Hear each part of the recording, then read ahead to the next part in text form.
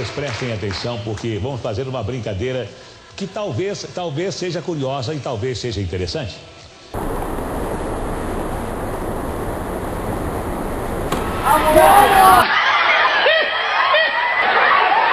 Eu tinha certeza que isso ia acontecer.